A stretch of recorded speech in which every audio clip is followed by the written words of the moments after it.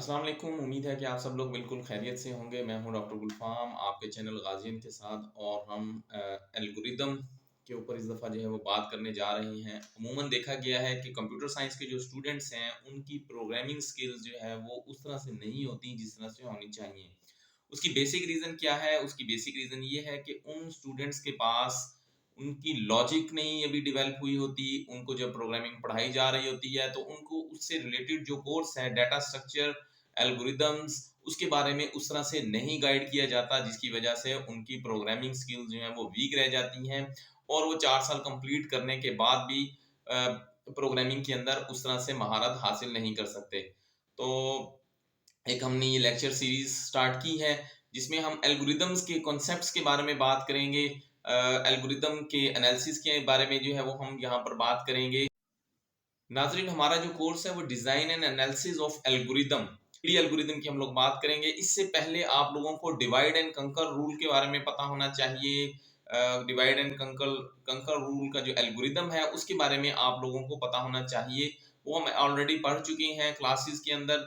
और ये greedy algorithm जो है इसके बारे में हम लोग डिस्कस करेंगे कि ये जो एल्गोरिदम है ये किस लिए इस्तेमाल होता है और इसमें हम लोग क्या-क्या चीज़ें जो हैं उसको इसमें नाज़रीन हम लोग बात करते हैं ग्रीडी एल्गोरिदम की। जैसे इसके नाम से ही ज़ाहिर है, ग्रीडी मतलब लालच।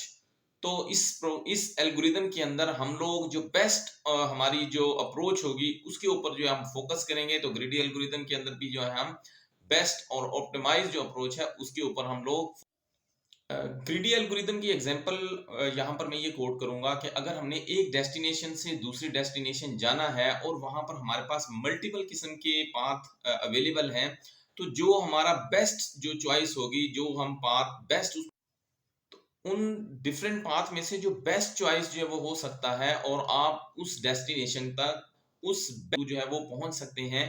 तो उसके बाद है। अच्छा नाज़रीन, इसमें हमारे पास एक से ज्यादा भी चॉइसेस जो है वो हो सकती हैं।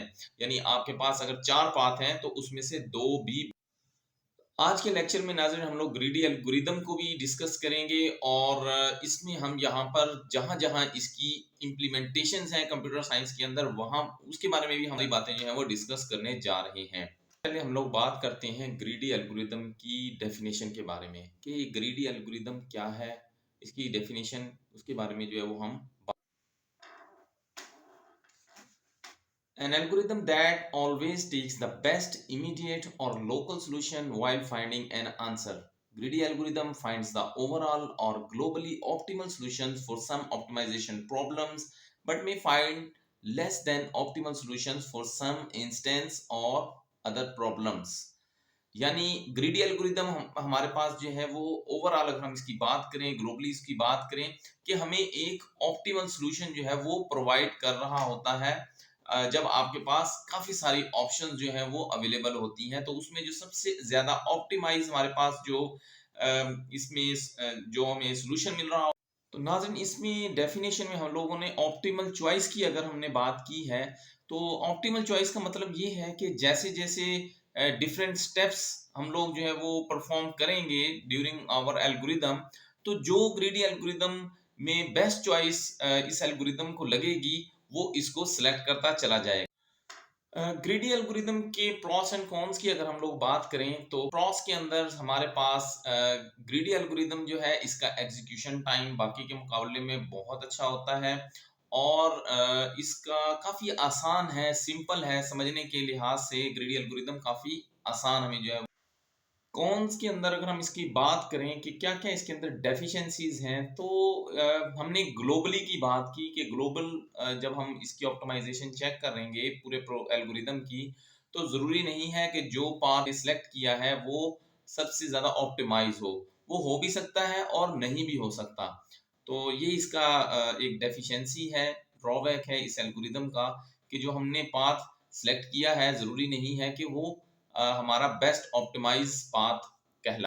ऑप्टिमाइजेशन के अंदर या तो मिनिमल ऑप्टिमाइज हो सकता है या फिर वो हमारे पास मैक्सिमल ऑप्टिमाइज जो है वो हो सकता है। मिनिमल ऑप्टिमाइजेशन को हम मजीद अगर एक्सप्लेन करना चाहें तो वो इस तरह से हम इसको कर सकते हैं कि हमारे पास डिफरेंट पाथ्स अवेलेबल हैं और हमने किसी डेस्टिनेशन पर पहुंचना है, तो उसमें जो सबसे छोटा रास्ता होगा, जो सबसे मिनिमम पाथ होगा, जहाँ से हम जल्दी से उस मंजिल पर पहुँच सकें, वो हमारा मिनिमम ऑप्टिमाइज़ेशन कहलाता है। और मैक्सिमम ऑप्टिमाइज़ेशन का मतलब ये है कि जब हमारे पास डेडलाइन दे दी गई है, यानी एक शख्स ने अगर उसने डिफरेंट टास्क परफॉर्म करने हैं और उसको आपने डेडलाइन दे दी है, यानी उसको आपने कहा कि 2 दिन के अंदर आपने ये 8 काम परफॉर्म करने हैं, तो ये हमारे पास मैक्सिमल ऑप्टिमाइजेशन की तरफ जो है ये इसकी एग्जांपल हमारे पास ये है। नाज़रीन, ग्रीडी एल्गोरिथम को मज़ीद हम इस ट्री से, ये एक स्ट्रक्चर आपके सामने नज़र आ रही है, 3 4 6 3 4 20 3 4 7 2 और 3 7 11 आपके सामने एक ट्री बनाया है। तो इसको हम आगे मज़ीद इसको एक्सप्लेन करते हैं मिनिमाइजेशन और मैक्सिमाइजेशन की तरफ से, कि अगर हम इसके ऊपर, इस ट्री के ऊपर या इस प्रोसेस के ऊपर अगर हम अप्लाई करते हैं ग्रीडी एल्गोरिथम को, तो मिनिमाइजेशन में हमारे पास कौन सा पाथ बेस्ट होगा और मैक्सिमाइजेशन में हमारे पास कौन सा पाथ जो है वो बेस्ट होगा।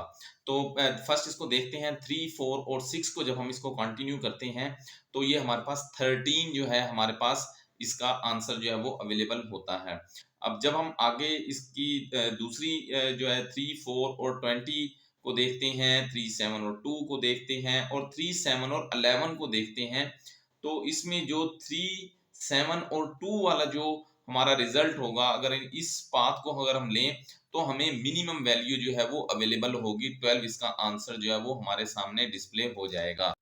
दूसरा इसका पार्ट जो है हमारे पास, यहाँ ये जो हमने ट्री की एग्जांपल ली है, अगर हम उसमें से मैक्सिमम पाथ जो है वो अगर फाइंड करना चाहते हैं, मैक्सिमम सम इसके अंदर जो है वो सेलेक्ट करना चाहते हैं, तो वो हमारे पास 3 7 और 11 हमारे पास जो है, इसको अगर हम कैलकुलेट करें तो ये 21 बनता है।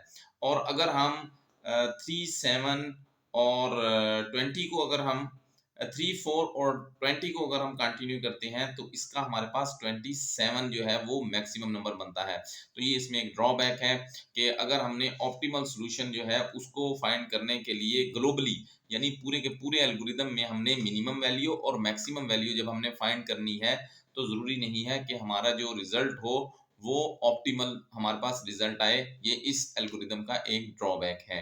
ग्रीडी एल्गोरिदम के बारे में बात करते हैं कि ग्रीडी एल्गोरिदम किस किस किस्म के प्रॉब्लम्स को सॉल्व करता है।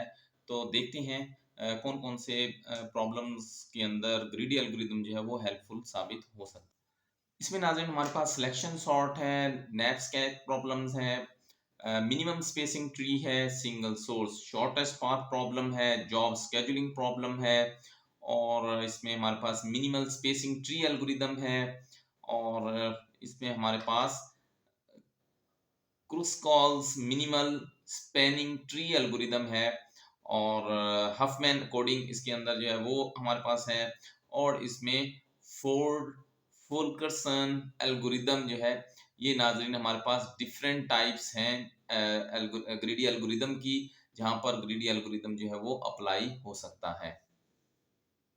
उम्मीद है आपको ये वीडियो पसंद आई होगी। इस तरह की मज़ीद वीडियो देखने के लिए चैनल को सब्सक्राइब कर दें।